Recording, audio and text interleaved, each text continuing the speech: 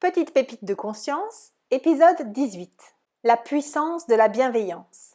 Prenez ma main et laissez-moi vous guider sur le chemin des souvenirs pendant un moment. Vous voilà à nouveau adolescent. Un corps dans lequel vous ne vous sentez pas totalement à l'aise. Des mots qui ne sortent jamais juste de votre bouche. Un bouillonnement constant de sentiments et d'émotions. Ces glorieuses années de bonheur, d'aisance et de joie totale dont nous avons tous fait l'expérience. Vous souvenez-vous de ces 3 mots ? Je m'en fiche. Rappelez-vous de l'une des nombreuses fois où vous vous les êtes prononcés à vous-même ou à vos amis, vos parents, vos enseignants, le garçon qui était mignon, la jolie fille qui vous rejetait à nouveau. Vous vous en foutiez réellement ? Bien sûr que non. Cela vous touchait bien plus que vous ne vouliez l'admettre, même à vous-même. Et si c'était toujours vrai ? Et si votre bienveillance était bien plus grande que vous n'avez jamais voulu le reconnaître devant qui que ce soit, y compris vous-même ? Combien de fois avez-vous décidé que cette bienveillance était la source de vos problèmes ? Que cette sollicitude intense était votre plus grande faiblesse et qu'elle était responsable de votre souffrance et de votre douleur ? Mon ami, ce n'est pas votre bienveillance qui est responsable de votre douleur et de vos souffrances. C'est en vous coupant de cette bienveillance, pour vous et pour les autres, que vous souffrez. Notre bienveillance envers les autres est toujours la première chose que nous cherchons à arrêter lorsque nous croyons que quelqu'un essaye de nous blesser. Il semble plus facile de juger quelqu'un et de penser à tout ce qu'il a fait de mal, et ainsi justifier le fait de ne pas être proche de lui, que d'abaisser ses barrières et de dire « Tu sais quoi ? C'est vraiment dur à dire, mais je t'adore tout simplement. J'ai tellement d'affection pour toi, et cela me fait si mal que tu ne veuilles pas que je sois aussi proche de toi que je souhaiterais l'être. Voilà vraiment ce qui se passe, et c'est la raison pour laquelle j'essaye de te juger et de te donner tort et que j'essaye de me séparer de toi. Avez-vous déjà essayé de dire cela à quelqu'un ? Que se passerait-il ?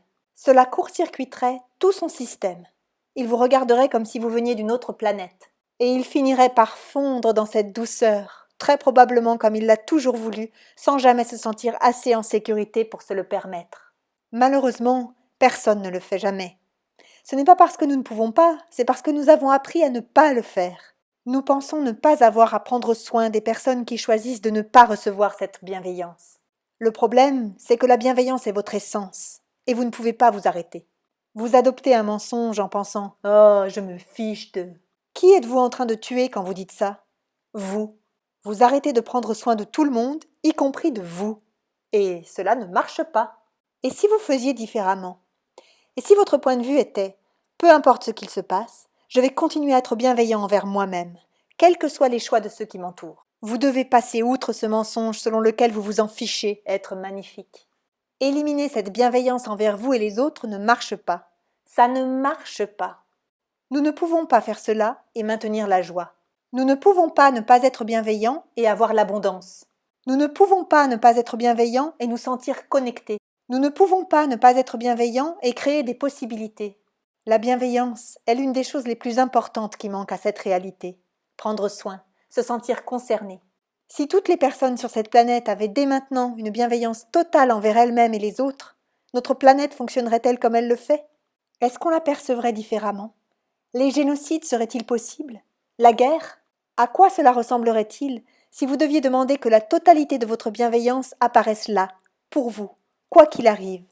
Demandez-le, même si cela doit prendre des milliers d'années, une semaine, ou bien que cela se manifeste dès maintenant. Maintenant.